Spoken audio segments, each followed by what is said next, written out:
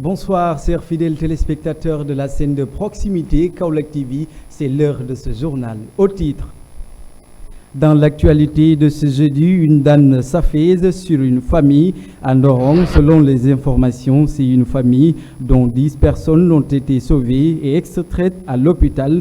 Le procureur de la ville de Kaolack, les sapeurs-pompiers, le commissaire de Ndorong sont sur le lieu. Et les détails dans ce journal. Gamou 2022 à Kaolack, l'UCG a déployé une forte délégation au sein des différentes familles religieuses de la ville de Kaolack afin d'assurer le nettoiement durant la grande cérémonie religieuse. Poursuivons ce journal. Après Medina Baye, nous irons à Thiénaba avec les préparatifs du Gamou Thiénaba édition 2022. Selon le ministre de l'Intérieur, Antoine Félix Diome, tout est prêt pour un bon déroulement du Gamou. Et le développement, c'est dans un instant, mesdames et messieurs.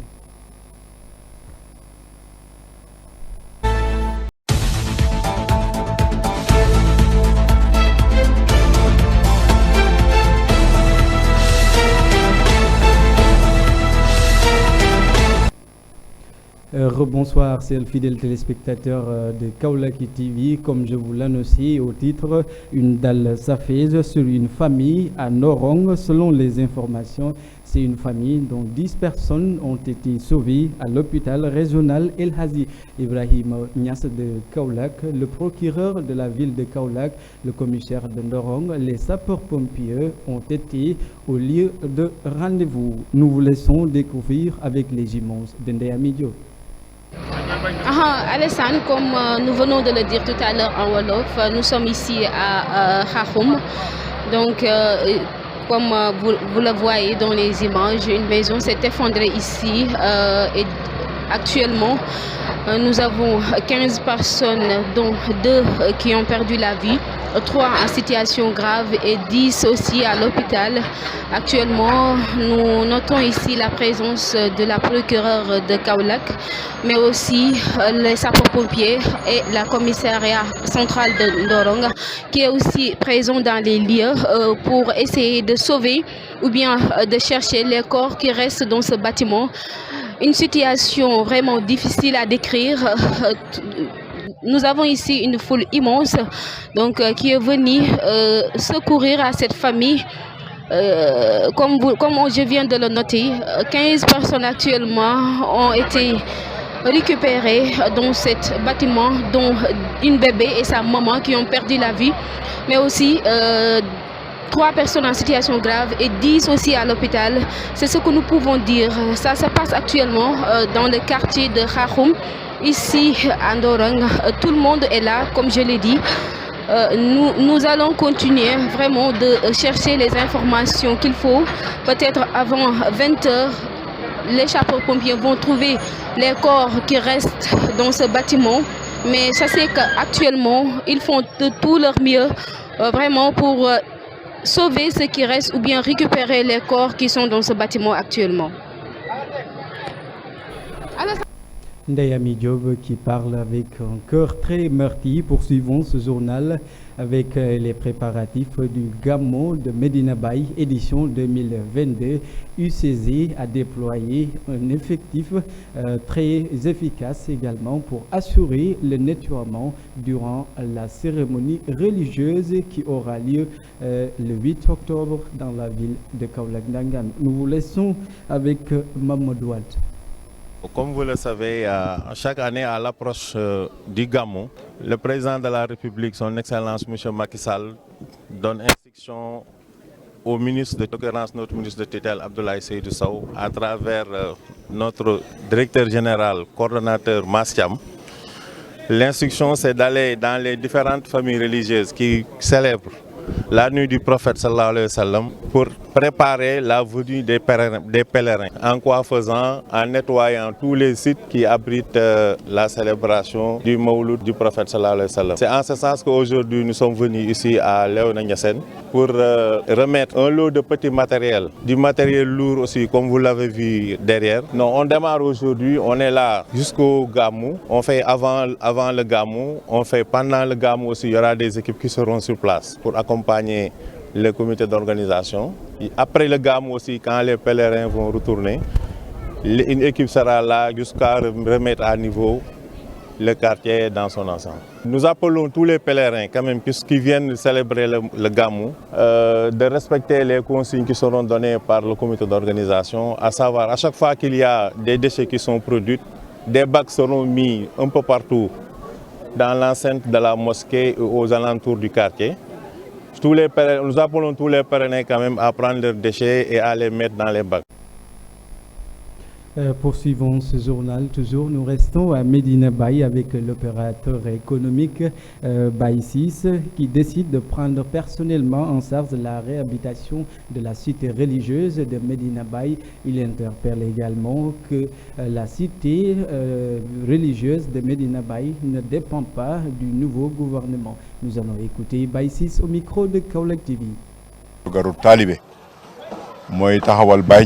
Nous, aujourd'hui, en tant qu'Italibé Baye, ce que nous devons faire, c'est de réunir ciel et terre pour Medina Baye, car Baye a fait de nous ce que nous sommes aujourd'hui. Nous sommes ici, comme vous le voyez, pour la réhabilitation de la ville sainte avant le Gamou. Vous savez, ici à Medina Baye, nous accueillons beaucoup de pèlerins, cause pour laquelle nous avons jugé nécessaire de faire la réhabilitation de la ville sainte. Aujourd'hui, vous savez, nous sommes en partenariat avec l'UCG et la Géroute pour que l'image de Medina Baye soit vraiment belle. Et nous voulons aussi que ceux qui viennent célébrer le Gamou chez nous sachent que nous, les talibés Baye, nous pouvons faire tout ce que nous voulons. En fait, moi, Baye 6, j'habite ici. J'appartiens au gouvernement de Baye Niass. Donc, je n'attends pas le président ou les ministres venir faire ce que nous pouvons faire à Medina Baye. Medina nous appartient et c'est à nous maintenant de faire ce que nous devons faire. Nous n'attendons personne, ni le président, ni ses ministres. Nous faisons tout pour que notre ville sainte soit assainie. Aussi, vous avez vu,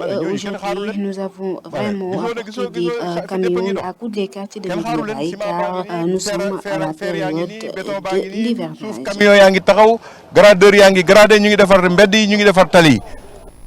Après Medina Baye, nous poursuivons à Thiénaba. Tout est fin prêt pour Gamou de Thiénaba, déclare le ministre de l'Intérieur, Antoine Félix Ndiom.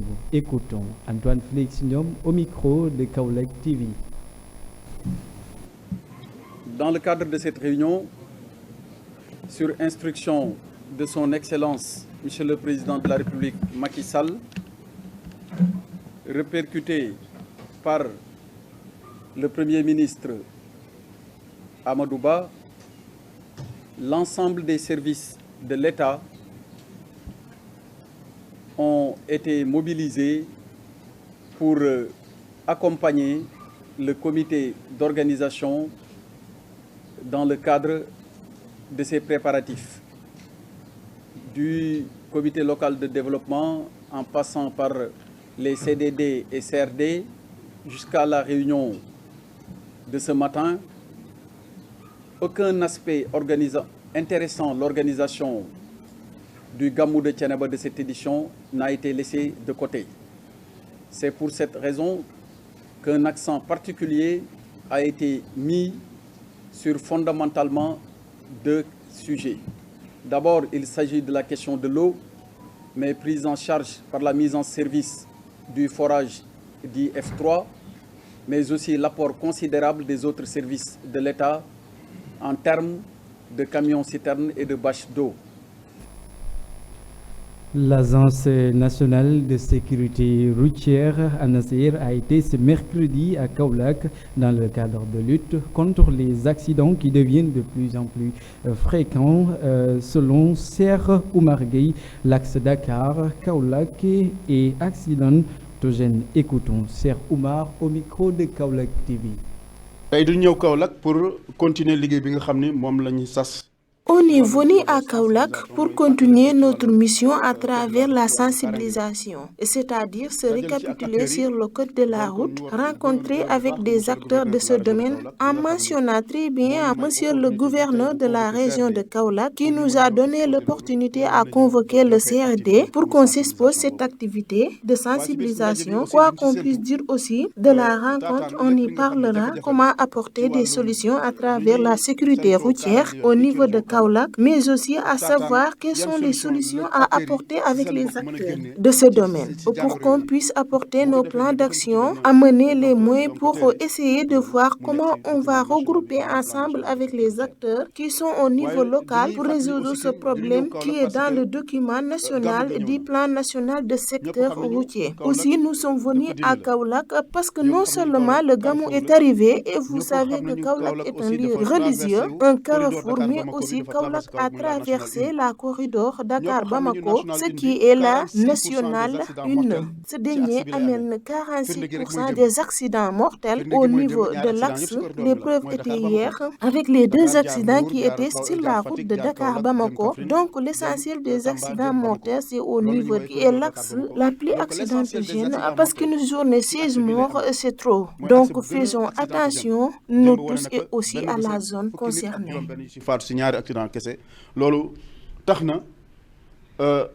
Attention particulière à Un mouvement depuis le 27 septembre, l'intersyndicale de la pêche, de l'élevage et de l'agriculture interpelle l'État du Sénégal et leur ministère de tutelle de leur donner le plus rapidement possible leurs indemnités. Écoutons Amadou Rahman au micro de Kaolack TV.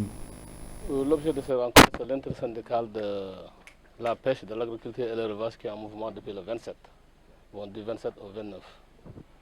Notre problème fondamental, c'est des revendications salariales. C'est des indemnités internes qui ont été octroyées aux 3 ministères. 2 ont reçu leur indemnité, c'est-à-dire celui de la pêche et de l'agriculture. Celui de l'élevage n'a pas encore reçu un retrait. Mais depuis le 7 septembre, ces indemnités-là ont été coupées au niveau du ministère de la pêche et au niveau du ministère de l'agriculture par monsieur le ministre, l'ancien ministre des Finances, monsieur Abdoulaye Daouda Diallo, et par lettre circulaire. Alors que ces indemnités-là nous ont été octroyées par le président de la République, par un décret 2022 du 1089 du 22 mai 2022. Cela a été motivé par le constat que le secteur primaire, qui est un socle de développement de cette nation, est laissé en rade. Les dangers que qui court la population actuellement, c'est que dans ces 3 secteurs-là, c'est des secteurs névralgiques où il y a des contrôles de qualité des produits qui sont consommés par la population. Et depuis 3 mois, pendant ces 3 jours-là, nous ne faisons plus le contrôle des viandes. La pêche ne fait plus le contrôle, ne donne plus de certificats d'origine et de salubrité. Donc tous les produits carnés et halieutiques qui sont consommés ne sont pas certifiés par le service de l'élevage, ni par le service. En mars, dans les rues, les paysans très en colère demandent à l'État du Sénégal d'exclure les entreprises étrangères, notamment Segna. Ces derniers ajoutent qu'ils ne vont plus accepter que les étrangers viennent fixer le prix de l'arachide. Nous écoutons Sambaba au micro de Kaolack TV. Nous avons faim, nous les paysans du Sénégal, car l'année dernière, nous n'avions pas une très bonne saison des pluies. Les rendements ne nous sont pas favorables sur tous les plans, à savoir le mil, le maïs, l'arachide, entre autres. En réalité, nous n'avons rien et nous sommes très pauvres. Au moment où je vous parle, tout est actuellement cher dans le monde, sauf l'arachide. Et pourtant, les matériaux agricoles sont aussi très chers. Nous n'accepterons plus que la CNO, l'entreprise étrangère, fixe les prix à notre place. Nous interpellons le président de la République et notre ministre de tutelle de nous impliquer dans ces négociations. Désormais, nous voulons aussi vendre notre arachide à l'extérieur du pays et nous demandons à l'État du Sénégal d'ouvrir les frontières, car donner notre récolte à la Sonaco seulement ne nous enrage pas.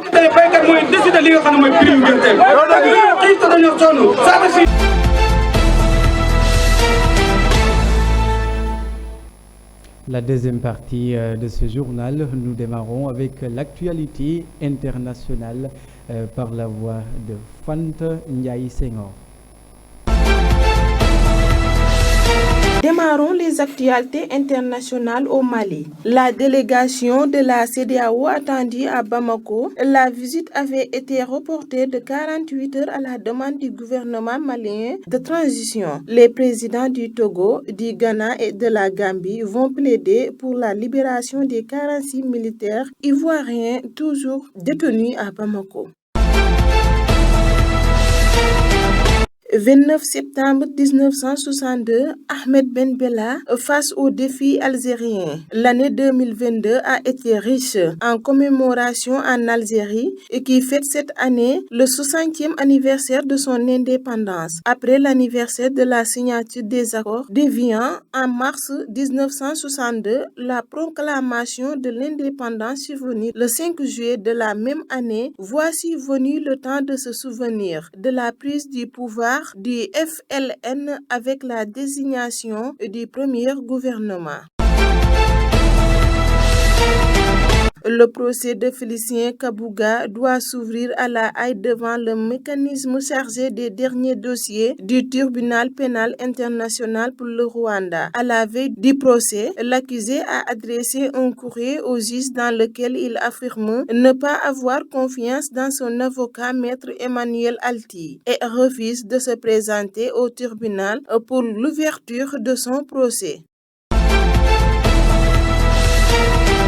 Bouclons les actualités internationales en Ukraine. Victoire annoncée du oui, une mascarade selon Paris. La commission électorale de Russie a annoncé ce mardi que le oui l'emportait lors des référendums d'annexion selon des résultats préliminaires portant sur les bureaux de vote en territoire russe. Un vote fortement décrié par la communauté internationale. Merci, c'était tout pour les actualités internationales. Merci beaucoup Fante Ndiaye Senghor pour l'actualité internationale. Mesdames et messieurs, c'est la fin de ce rendez-vous et nous vous donnons rendez-vous dans 24 heures sur la scène de proximité Kaolack TV. D'ici là, portez-vous bien et bonne suite de programmes sur Kaolack TV.